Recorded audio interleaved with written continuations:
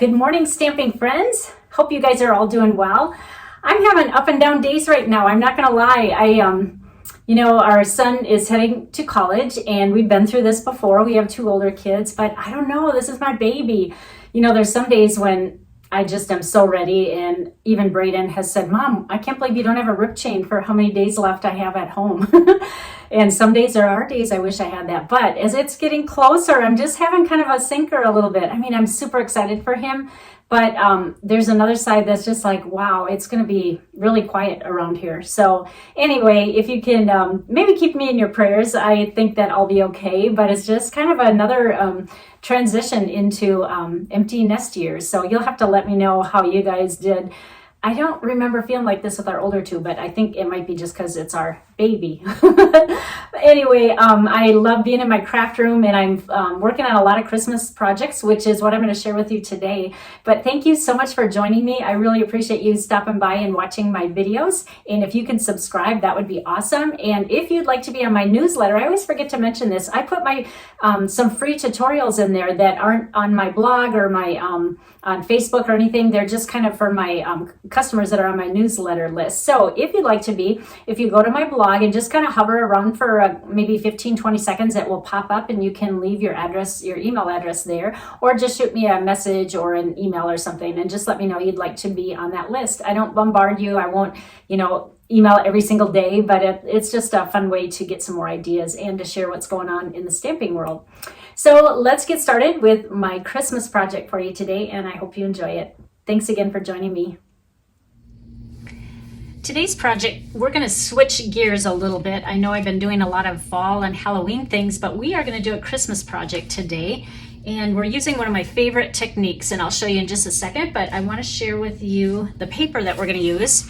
In case you didn't know, I'm a little bit of a gnome lover. One of my retreats for the Cozy Craft Retreat, the whole theme was gnomes. We had the cutest little bag. However, I wish this set would have came out last year, or actually 2 years ago when we did our gnome thing. But that's all right. I still like gnomes. And look at this fun paper. What I love about it is there's a lot of scenery type, which sometimes get a little busy. They're harder to work with. But on the flip side, you always have a more simple print that's easy to work with. I still like the busier prints. I've already made at least one card for the Cozy Craft Retreat using that. But today we're just going to use kind of the basic colors. And for this project, you are definitely going to need your grid paper because we need this to line up. Let me see if I have this. I might have to cover up my host code. I'll talk about that later. All right, so this paper is not just for demonstrators. You can get this in the catalog, and I'm gonna look in the comment section. I will put the link to this, but it's really nice because you have the ruler on all sides of this, and then you have the center, and you can line up things really easily. The next thing we're gonna need is a window sheet, and in case you haven't guessed, the name of this technique is, I think it's called the floating strip technique. I love this one. And then all you're gonna do is cut strips of paper, and there's no measuring involved other than what your square is. This is 3 1/4 by 3 1/4. And what we're gonna do, oh, you know what? I hope I don't run out of tape. I can see I'm on the red line here. I will go as far as I can, and then I might have to get some more tape. I should have looked at that before I started. And this works best with Stamp and Seal or Stamp and Seal Plus. That's my favorite one. This would not work well with liquid glue because it shimmies around too much. So basically all we're gonna do is adhere the strips of paper to this window sheet. I'm not sure if you can see it here, but I have it lined up like right in the center here because I don't want my strips going downhill. So what I'm gonna do is I'm gonna start with the first strip, and like I said, you do not have to measure these. I just went over to my paper trimmer and started cutting.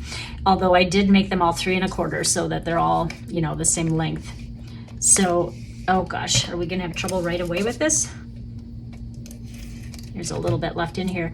So what I'm gonna do is just make the first strip right at the top. Whoops. And then what I'm gonna do is I am gonna use my washi tape. I just have scrap, and I'm gonna tape this because this is gonna keep moving around and then I don't have to keep realigning it.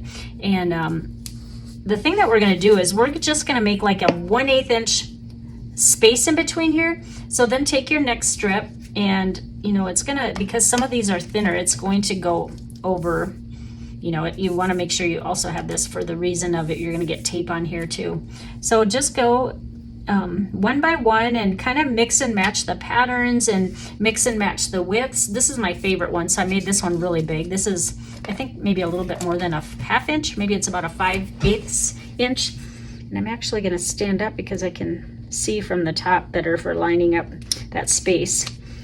And all I did was I picked 3 different prints. You don't want it to be too busy, and unless there's a lot of more subtle ones. So that's why I'm only using 3. The other ones that are scenery, sure, they bring color in, but you would not be able to tell at all what they were. So that's why I'm picking more of the subtle prints here.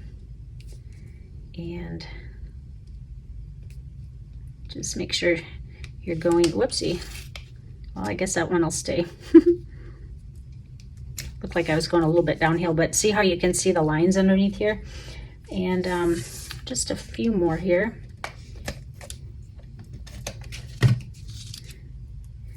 And I might have to, I thought I had enough strips cut, but I might have to cut a couple more. Let's see how far we get. What we're gonna do after we're done getting all these on is we are gonna cut a shape out of here. Oh, I guess this is, oh, one other note. It's best to start with a larger one and end with a larger one, because I've done ones where I stopped with a tiny one, like a 1/4 inch, and you don't know where the die is gonna cut off, so that 1/4 inch, it made like 1/8 inch. That's all that caught on there. So I always like to end on a larger one and start with a larger one. All right, now we can lift this all up and take your washi off. And then I'm going to grab my layering circles die, and let me tell you what size this is. This is about 2 5/8 inch. So what I'm going to do now is take this over to my Stampin' Cut and Emboss machine, and I'm going to put this on. You know, you can go up a ways, down. I guess I might not have needed that lower one, but I'm going to maybe hit the top one like that. It doesn't matter. Just kind of place it how you want it. So I'm going to go die cut this, and I will be right back. All right, I am back here, and let me share with you the finished product. Isn't that pretty? All right, I think we're done with this for a little bit. It's just a little bit easier to see when I don't have that.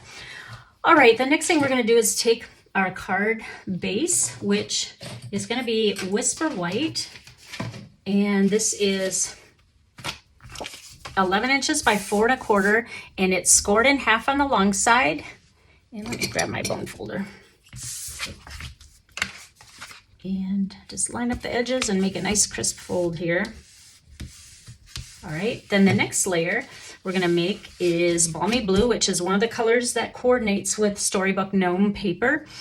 And this is 5 by 3 3/4. I know that by heart. And then this one, I believe I cut it 1/8 of an inch less, which would make it 4 7/8 by 3 5/8. All right, so let's adhere this together. I'm just gonna grab my green glue because I know I'm almost out of my Stampin' Seal, and glue these two together. And I probably should have stamped before I glued it down, because as you all know, in case you go downhill a little bit, there's 2 sides to every paper. So if you do it before you glue it on, you have a second chance on the other side. All right, and I'm gonna choose Pacific Point for the ink, and I'm going to stamp the sentiment. Actually, I better wait with that. I need to know where to center it, so hold off on that.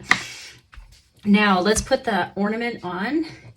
And so what I'm gonna do is grab this, and you're gonna wanna use your foam adhesive strips for this, because we want this to pop a lot. And so just kind of randomly place them. And of course you're gonna place them where you can't see them. Whoops, make sure you get the right side of the adhesive side of the strip. All right, let me put a couple on, one on the top and the bottom. That'll be good. You can cut this, but I usually just rip it. It's faster. And almost done here. There we go. Okay, now let's place it on the card front. It's gonna really show off with this nice crisp white background. And see how it looks like it's floating now? Now we need to put a little topper on, and I have this awesome die set called Spruced up. Look at all these. I haven't used this yet in a card using all these cool dies. These are outlines. Plus this will cut out if you just want the shape, but it's a really cool outline. And I definitely will be using this again. Oh, I love Christmas lights too. But anyway, this is the little piece that I wanted out of here. It just makes the top of an ornament. So, you know, I guess you wouldn't have to have that die set, but it sure comes in handy. And I am just going to use my liquid glue and just put a little dot at the top because I want this on the ornament. Of course, now it's kind of clogged. I do have my needle handy because I seem to need that a lot to get it unclogged. There's a little bit. And in case you haven't used our new tweezer, this is my best friend. This thing is so strong. I know I've talked about it before, but sometimes when it's hard to handle these things and when you have nails, it doesn't help. So we're just going to put this right on top like that. Okay. And then center it like that. That's a little bit over. There we go. All right, now the next thing we need is we need a little ribbon up here.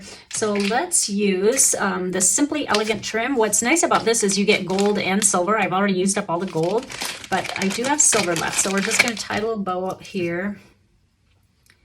And this is in the annual catalog, by the way. We have this year round, so that's nice. It's kind of a little bit, well, it's not elastic, but it feels like it. Yeah, I guess it is. It feels like it stretches a little bit. And we want to make a kind of a tiny bow. Pull it tight. And let me grab my snips. We'll trim that off a little bit. All right, now we need a glue dot. That's the best way to adhere this. And this will just kind of finish off the top of the ornament. I don't know, it's hard to get in Christmas mood when it's still 104 degrees here, plus monsoon season in Arizona, but I bet it's cooling off in other places. Fall's such a pretty time of year. All right, that's the top of it. Whoops, now I pulled this off a little bit. But this is going to be a very simple and elegant card. Now we can go ahead and stamp our little sentiment on here. So again, that specific point, and I'm actually taking Warm Wishes, which is from the gnome set, Kindest Gnomes, which coordinates with the paper that we used, and there's dies for all of these, but I just like that little Warm Wishes sentiment here. And now we will see if I can stamp straight, because have you guys ever gotten this far in a card and then you wreck the last thing? Oh my gosh, I do not want that to happen. So I hope I put the sticker on straight here. Let's try it. Oh, that's pretty good, right? Now, I want to make sure I don't smear that either, so make sure you let it dry just a little bit. And then the last thing we have to do is just flip it over and put some dimensionals on the back of this card, because I want to pop up this to make it a little bit more of a different levels or heights on the card. This will be a little bit of a thicker card because of the foam strips that we use, but I'm hoping that I can get by with one stamp on this. And this actually is a pretty fast and easy card to do. Of course, any cards you make go a lot faster when you do assembly line and do the same card style, you know what I mean? All right, the finishing touch. There you have it. Now, another thing that you could have done, actually, we should do this. I'm going to add, it seems like it's just kind of hanging there in the middle of nowhere, right? So let's add a little bit of this. And what I'm going to use, because I have it all put together, there's always a way to alter things. You can see that I didn't put tape there, so this is going to be easy. So let me grab my glue dots again. And this time I'm going to use my Take Your Pick tool, because you can, it's again the extension of your hand. Now I'm doing this a little bit crazy because it's already put together, but I just added the glue dot to the back of this, and then I'm just, you really can't see what I'm doing, but I'm just pressing it on the glue dot now. So that's attached there, and now we just want to stuff this under here. So I'm going to trim this down a little bit more. We don't need that long of a piece. Then what I'm going to do is, I wonder if I can lift this a little bit. Let me get the other end of my, actually I think it's already attached. Yep, this is the one I want, this little scooper. Hey, this is a great demonstration of what else this Take Your Pick tool does. So if you need to lift something, look at how thin that is. So you just run along and lift kind of, I think one edge should do it, like that. And we're just gonna put one more little glue dot back there.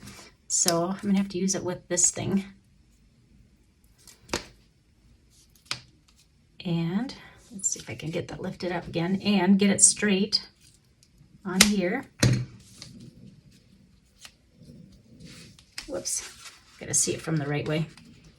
And hopefully I have that positioned right. Yep, I did. Whoops, it didn't grab the glue dot. Hold on.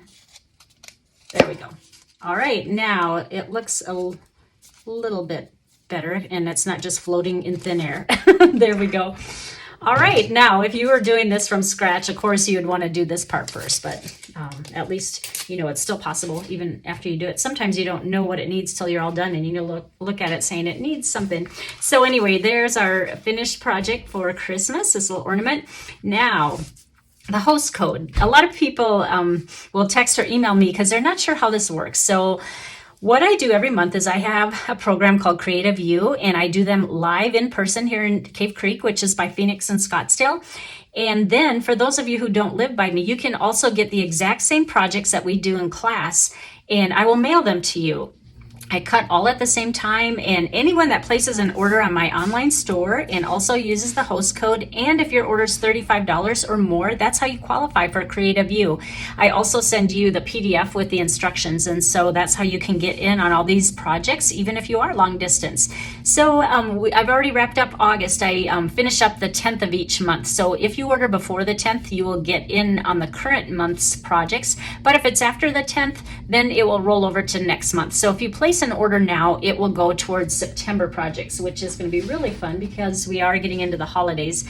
And then one other thing I wanted to mention, remember the end of August is when the celebration promotion for signing up to be a Stampin' Up! Demonstrator, or as I call it, a discount shopper. And they are throwing in this cute planner for free for signing up. Now, another advantage is that you get to choose $125 worth of products for only $99. So it's a bargain anyway. And throw this on top of it, it's just really a great time to sign up, and I would love to have you a part of my team. So please let me know if you're interested or just have any questions at all, and I'd love to share even more with you. Well, thank you again for joining me today, and I will be back on Tuesday morning of next week. That's when I do my YouTube lives, and it's always at 9 o'clock a.m. Arizona time. Thanks everyone, and you guys have a great rest of your week. Bye-bye.